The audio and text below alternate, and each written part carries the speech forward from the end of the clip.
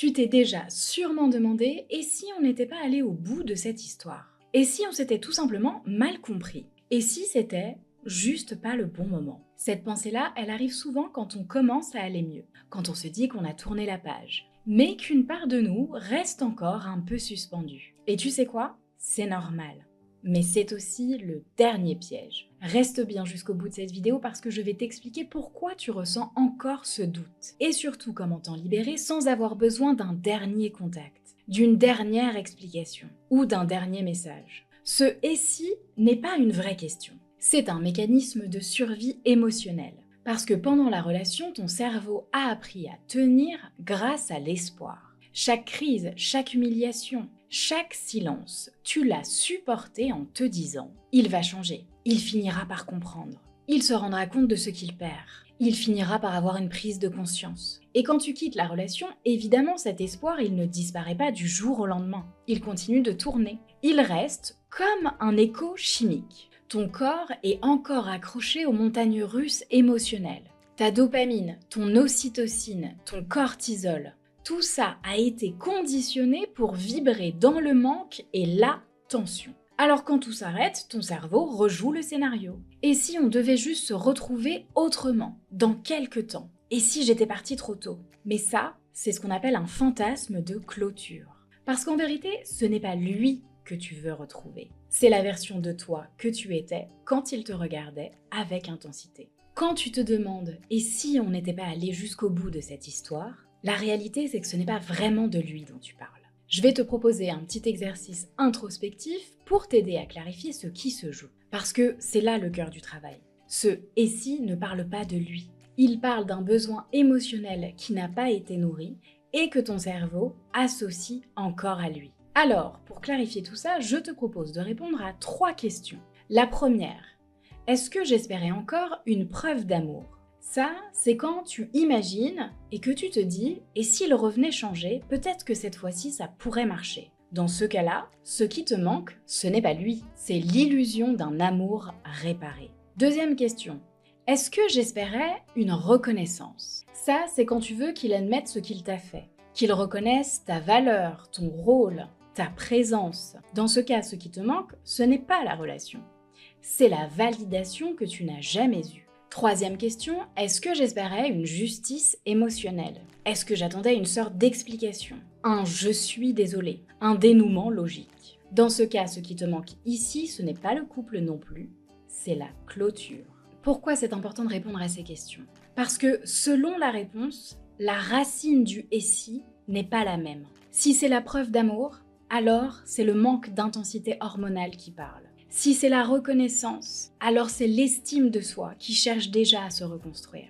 Et si c'est la justice, alors c'est ton système nerveux qui cherche une fin propre, alors que l'emprise n'en offre jamais. Autrement dit, ça veut dire que le fameux « et si » qui a tendance à venir plus ou moins régulièrement dans ta tête, n'est pas un besoin de retour en arrière, n'est pas un besoin de retour tout court de la part de ton ex. C'est simplement un besoin de réparation et de reconstruction qui s'exprime.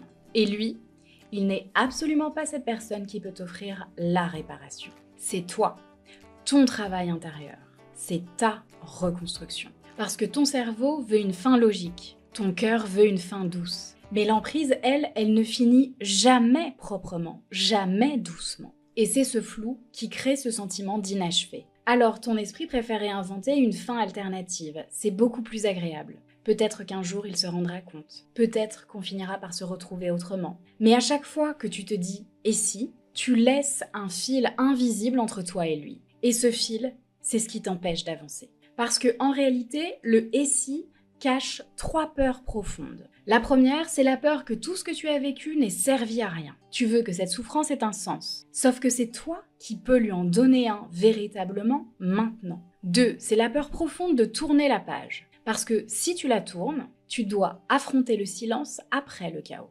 Et ce silence, il te renvoie à toi. Et ça, c'est pas toujours agréable. Alors que c'est absolument nécessaire pour se reconstruire.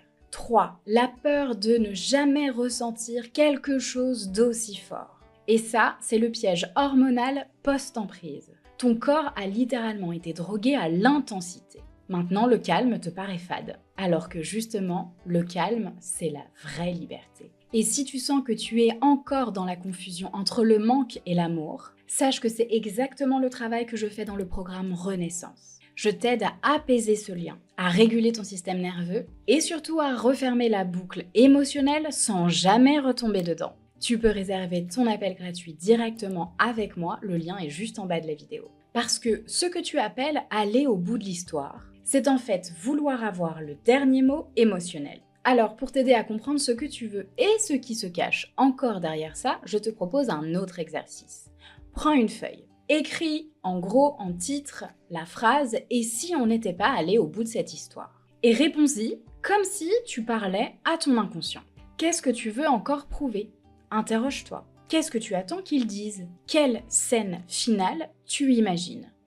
Réponds à tout ça. Et tu vas voir que ce que tu attends, ce n'est pas lui. C'est une émotion en toi qui n'a pas encore été digérée. Et à partir du moment où tu la reconnais, tu commences à couper le fil invisible. Parce que la vraie fin, c'est quand justement tu ne cherches plus de fin.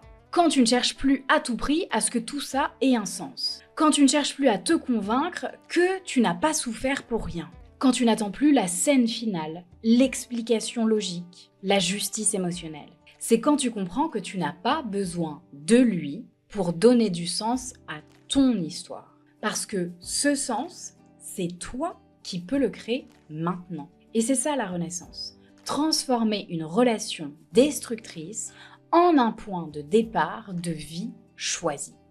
Je te promets que c'est possible. Alors, si tu ressens encore parfois ce fameux « et si », ne te juge pas. C'est juste ton cœur qui n'a pas encore compris ce que ta tête a déjà accepté. Mais la bonne nouvelle, c'est que tu n'as pas besoin d'attendre que ce soit fini pour de bon. Tu peux déjà commencer à te libérer maintenant. Tu peux déjà commencer à refermer l'histoire seul. Dans Renaissance, je t'accompagne à comprendre ce lien, à apaiser le manque et à refermer la boucle émotionnelle sans culpabilité. Tu peux réserver ton appel découverte gratuit juste en bas de la vidéo. Et si cette vidéo t'a parlé, abonne-toi à la chaîne parce que chaque semaine, je te donne les clés pour avancer dans ta reconstruction.